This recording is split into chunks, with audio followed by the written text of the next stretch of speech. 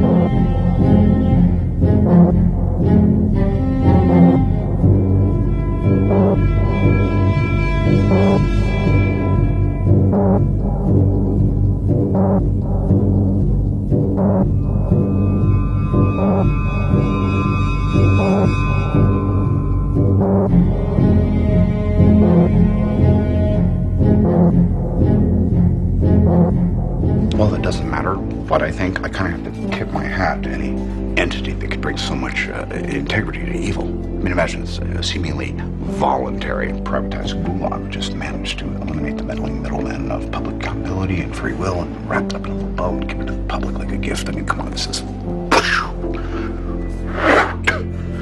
It's awe-inspiring stuff.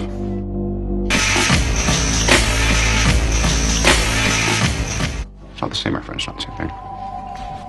Donna has an aversion to bodily contact. I mean, junkies lose their interest in sex, you realize, due to an organ swelling up from vasoconstriction.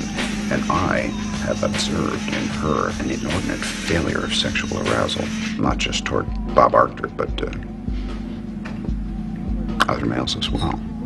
I can't believe she doesn't put out. Well, she would, if she were handled right. If she were handled right.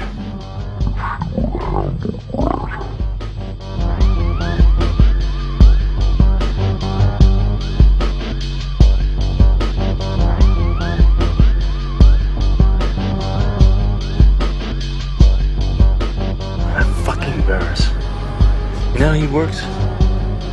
He doesn't kill anybody, but he hangs around until a situation arises where they die. And then he just sits there. And he sort of sets them up in the first place while he stays out of it. But I'm not sure how. You know, I don't like Barris. And I don't trust him. He's fucking crazy. And when you're around him, you start acting crazy. And then when you're not around him, you're fine.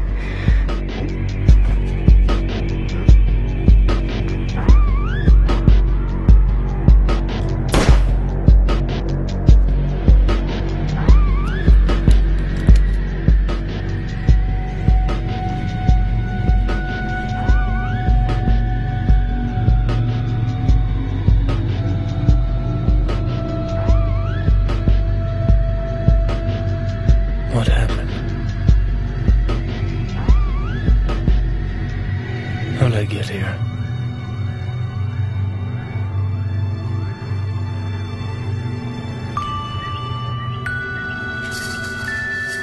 Okay, it's your move now.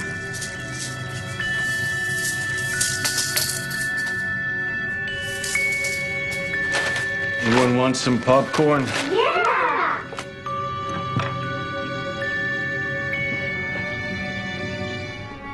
Now, in the dark world where I dwell, ugly things and surprising things, and sometimes little wondrous things, spill out at me constantly.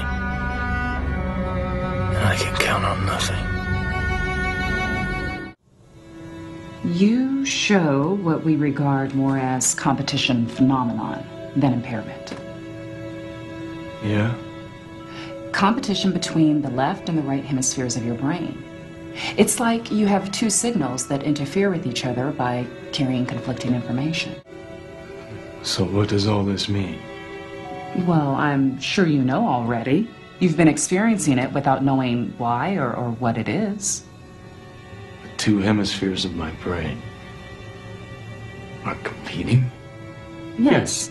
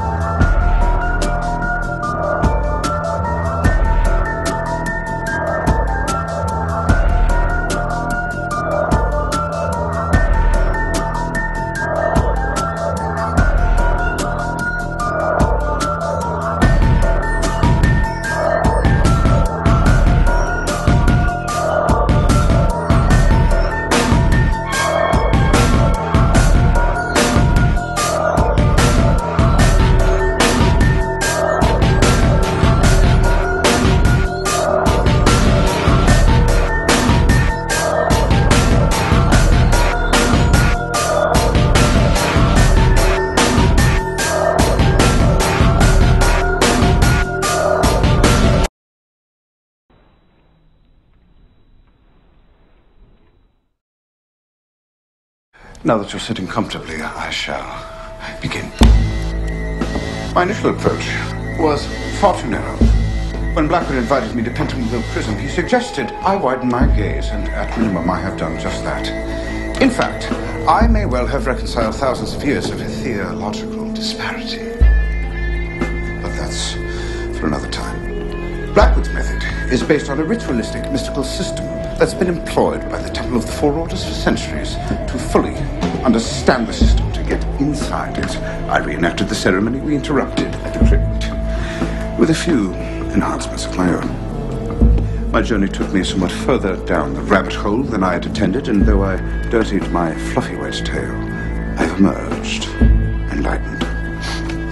The fraternity, who silently control the empire, share the belief with the kings, pharaohs, and emperors of old that the Sphinx was a door to another dimension, a gateway to immeasurable power. It's made up of 4 parts: the foot of a lion, the tail of an ox, the wings of an eagle, and the head of a man. In Sir Thomas's secret chamber, I found the bone of an ox, the tooth of a lion, the feather of an eagle, and the hair of a man. It's a widely held belief that within the architecture of the great cities are coded references to this system.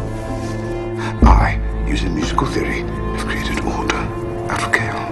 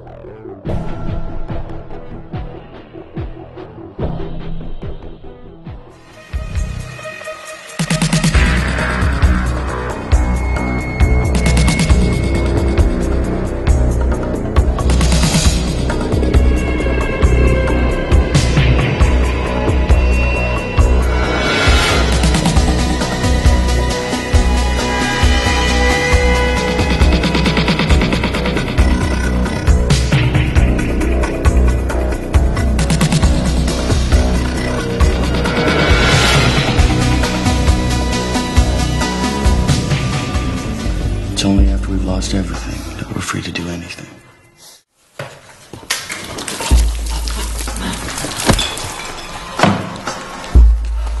Congratulations.